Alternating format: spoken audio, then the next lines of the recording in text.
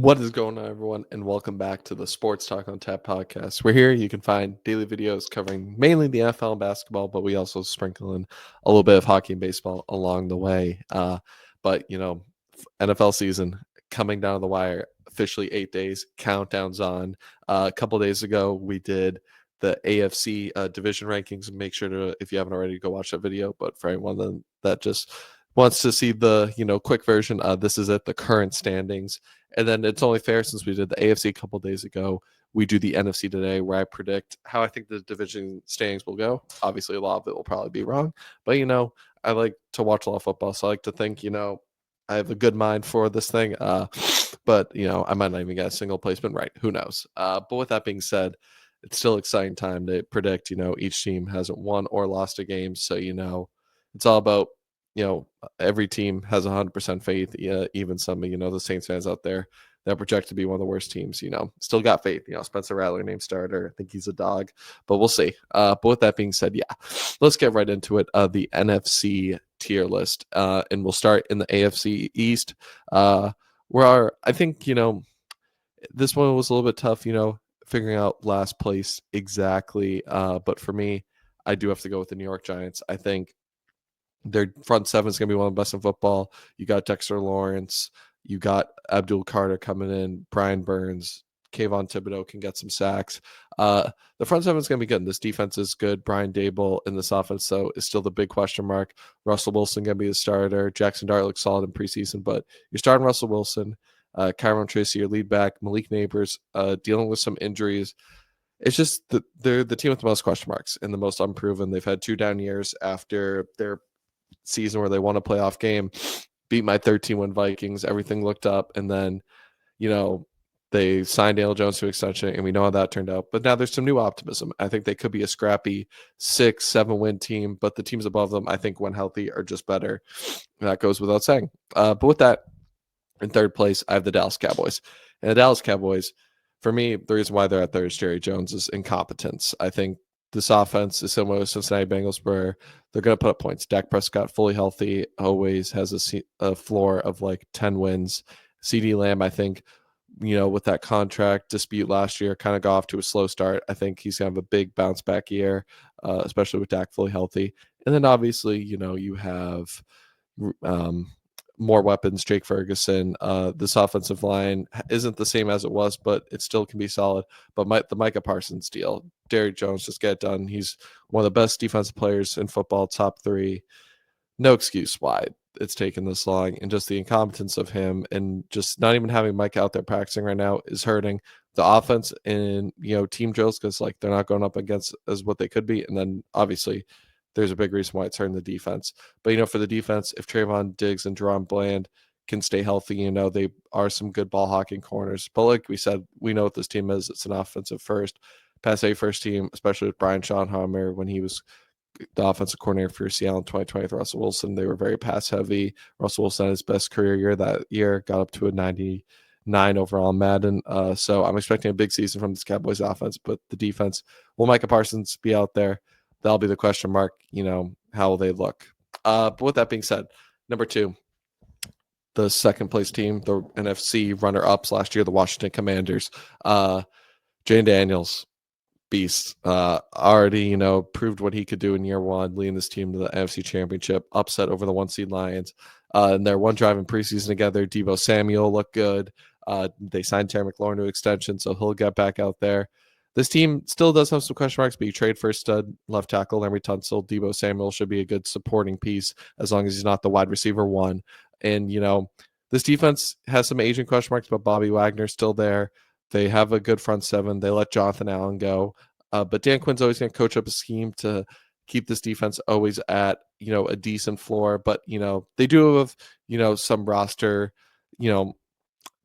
deficiencies in some areas where I think, they could get exposed a little bit, especially on the back end. But Jane Daniels can overcome a lot of the offensive, if there's offensive line problems.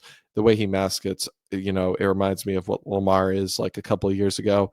He's, obviously on the older side, so his passing's a little bit more, efficient than what Lamar was in his first couple of years, but just what he's able to escape the pocket, not take a lot of sacks. It was truly special in what he did in that playoff run. So yeah, Jane Daniels, shout out my guy. But obviously the reigning champs have to go in the one spot, the Philadelphia Eagles. One of the best offensive lines, Jalen Hurts, Saquon Barkley, stacked defense, guys rotating in like Nolan Smith on that front seven. Obviously, they let some of the secondary pieces go, like CJ Gardner Johnson, Darius Slay, but this team, Quinyon Mitchell, what he did in his rookie season. I mean, this team's just so stacked. It's going to be hard to see anyone beat these guys. Nakobe Dean up front, and then obviously, Landon Dickinson, Lane Johnson, Jordan Mailata, if they're healthy. This team's going to be this, once again, the Super Bowl favorites, the scariest team in football. A couple months ago, I had them in my one spot. That's not changing. They're just too dominant right now. And even though the Commanders, where the NFC runners up, that NFC Championship game was like 50 signing to 21. It was bad. So the Eagles, clearly are still miles ahead, and the Super Bowl showed that as well. So we'll be excited to see them again out this year. I don't expect as big of a year from Saquon. I think they're going to reduce his touches so he doesn't get risk of injury, but it should be exciting to see him out there. But with that said, we'll move now to the NFC North, where in last place, I still have the Bears. I like what they did. They brought in some good offensive line pieces. Joe Tooney. They traded for the guy, or they signed the guy that was on Detroit a couple of years ago, Joan Jackson with the Rams recently. They got Caleb Williams some help, but like I said, Caleb Williams still just has some growing to do. I think there's going to be some growing pains there. And overall, I just think they have the most holes in a stacked division. I like what they're doing. I could see them taking definitely a jump from 5 wins to 7, 8. But their schedule's very hard. I think and everyone's schedule's hard, but for them, I think Caleb Williams is gonna have those growing pains and just kind of holds onto the ball still a little bit too long. And we saw that in the preseason game against the Chiefs. I know that preseason tells everything, but I think there's still just gonna be more growing pains in year one with this very complicated Ben Johnson offense. I'm expecting it to be some learning curves, but I also think they'll look a lot better. The defense has still always been solid with Jalen Johnson out there and manhandling that secondary. So yeah, should be exciting to see that. But with that being said, my third place, it's I'm not going to show my bias. I'm going to be what I think is going to happen. I have my Minnesota Vikings. I think I'm excited to see JJ McCarthy this year. But like I said, he's also basically a rookie, so I think there's going to be some growing pains there. Jordan Aston's missing the first 3 games. They did just trade for my guy Adam Thielen back, so I love that. But Justin Jefferson, obviously the best receiver in football. They upgraded this defensive line and offensive line. So overall, I think they might take a step back from the 14 wins to 10, 11, but I think they're going to be a better playoff team and they could upset a team on the road. But like I said, I think this will just be some JJ McCarthy growing pains. They might not win as many close games as they did last year, but they also might dominate some more games. But early in the year, they were dominating last year too. So I think this team can definitely put up some points. But with that being said, at the number 2 spot, I do have I'm going to go with the Detroit Lions. I just think, there's going to be some regression with the coordinators. They had a historic offensive season last year. Actually, sorry. You know what? I spoke too soon. I think Detroit's going to be 1, Green Bay 2. And I'll explain why. I think for Detroit, I was a little bit sus about the defense, but, the injuries did kind of bang them up. I'm excited to see Agent Hutchinson return. And I think it's going to be tied. I think both the Lions and Packers are going to win 12-13, but tiebreaker, I'll go to the Lions. I'm mainly just because I think Jared Goff has been more consistent, and you have Jahmyr Gibbs, David Montgomery. They did lose some offensive line pieces, arguably the best center in the league, Frank Ragnow, to retirement. But this defense coming back, they were ravaged by injuries last year. And that playoff game kind of had me a little bit, sour taste, why I want to put them in second. But if they come back fully healthy, that front seven is still one of the best. Deion Branch had a great season last year. If they just come back around, Terran Arnold proved he could keep up with guys like Justin Jefferson that week 18 game. So I trust them. I think losing Ben Johnson will hurt. This offense won't be quite as potent, but I still love them. And then Green Bay, I think Matthew Golan will be a big addition to this team. Jordan Love, I think, will be a little bit more consistent. I just don't think Rashawn Gary and Kenny Clark will have as bad seasons as they did last year. So I just see them getting a couple more bounces, winning a couple close games, being some of those top teams, because they were in those games with the Vikings and Lions down the wire, and they just lost all those. Maybe they get a game or two more where I see them stealing and getting up a game on the Vikings. But this will be an exciting division. All four of these teams I could easily see making the playoffs. They definitely, Chicago fixed that offensive line. If Caleb Williams can take another step, it wouldn't surprise me if they won 10 games as well. But with that being said, now we'll move to the NFC West. And this is the toughest division for me because I could see it going a bunch of ways. But with that being said, it's going to be tough. But at my number 4 spot, you see, I probably could have, thought this more through. I'm going with the 49ers. And I think a lot of people are expecting the 49ers to have a big bounce back year. And I think some of it can be true, but then they were ravaged by injuries last year. But, at the end of the day, I don't know, man. I think this offensive line still has a lot of question marks. The running game, you let Jordan Mason go, so you're relying on McCaffrey to be fully healthy. I don't know if that can happen. George Kittle's another year older, and he had one of his best seasons last year. Can you replicate that? I don't know. Brandon Ayuk won't be ready for the first 6 games. You let Deebo Samuel go, so Jawan Jennings is your number 1, and he's having some injury problems. This defense, I think, can take a step up. Fred Warner being back fully healthy. You still have Nick Bosa. But the secondary also has some of the question marks. So overall, this team just has a lot of holes where could they win like 8 games? Yes, I think this division is just going to be so competitive so they can win a couple more than they did last year. I just can't see them winning 11 games like most people do. At my number 3 spot, I have the Rams. And this is just based on Stafford. I'm worried. Will he be effective at all? I don't know, because he's at that point in the age curve where it wouldn't surprise me if he just completely falls off. He's got that disc back injury, and that just scares me. I'm concerned. And I think if he was fully healthy, the Rams were a top 5 team, Super Bowl contenders for me. If we go back in June, you can see my videos then. I had the Rams high up, but I'm just worried. I think this is a problem, unfortunately, for Rams fans where you have the defense that looks so good the second half of the year. You have Puka Nacua, Devontae Adams. But if Jimmy Garoppolo is manhandling this or Stafford's doing it at 20%, I don't know. But if Stafford goes out week 1 and looks great, they're easily my 1 spot. But just because of the injury concerns, I have to put them at 3. With that being said, my number 2 team, I have the Arizona Cardinals. I think Kyler Murray, if he's got to be more consistent, but this Arizona defense was really good last year. And you had guys like Montez Sweat. This team's only going to be better. Jonathan Gann, they were secretly really good last year. But the offense and defense just has to come together. Marvin Harrison, I'm expecting a year 2 jump. It's going to be exciting for them. I'm excited to see what they can do. I just think they're going to be overall a very balanced team, a sneaky 11-win team. Just win a couple more of those close games.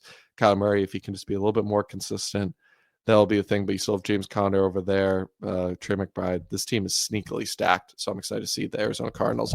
But at my 1 spot, I do have the Seattle Seahawks winning this division, and I know the biggest concern is offensive line, and I don't like to overreact in preseason, but boy, did Grace Sable and that offense look good. And if Sam Darnold, we've shown he can play make, because he was putting the Vikings on his back a lot of those games last year, or some of them. Obviously, Kevin O'Connell, the guys they had to throw to, but he still got JSN. I think Cooper Kupp still has a little bit left to be proved after getting released by the Rams. I think the Seahawks team is similar to the Cardinals, very well balanced, a good defense coached up by Mike McDonald and Larry Williams. They can get after the quarterback, Devin Witherspoon in the back end. And then obviously you still have Kenneth Walker up front, Zach Charbonnet. I love him as another down back. The biggest question mark, though, will be this offensive line, but they got the weapons. They got the quarterback. Sam Darnold could do a little bit of playmaking. The only thing that will hurt them is him taking sacks. But, with that being said, I'm excited to see the Seattle team. This may come back to me. This is a division where I could see if the 49ers offensive line proves better than what it is, they could be 1. Seattle could be 4. It's just kind of, pick at your own risk division. But with that being said, last division, I think there should be no controversy here. I have the Saints in my 4 spot. There's just the most question marks. Spencer Rattler starting. I think he's good, but this offensive line, will they be able to protect him fully healthy? They're actually a pretty decent offensive line, but Dennis Allen, losing him, this defense I think is going to be a lot worse. And then just the weapons around Spencer Rattler. If Rashid Shaheed, Chris Olave can stay healthy, that can provide a decent supporting cast. This team can put up some points, but overall, just a lot left to be desired after the Derek Carr retirement. With that being said, number 3 team, I'm going to go with the Atlanta Falcons. I think Michael Penix entering his first full rookie season, his second season, kind of his first full year. So basically kind of still a rookie to me after starting the last 3 games. I think this offense could be exciting. Bijan Robinson looked great when Michael Penix came in. Drake London's still a top target. Can Kyle Pitts, this is kind of his last chance. I know people are coming out with the fantasy memes. Do I buy into Kyle Pitts? I bought into it a lot. I got to believe it now before I see it. This defense, though, did look a little shaky last year. With Justin Simmons, coming over, Matthew Judon, I think they were expected to make bigger impacts. Obviously, Judon's gone now. I believe Justin Simmons is as well.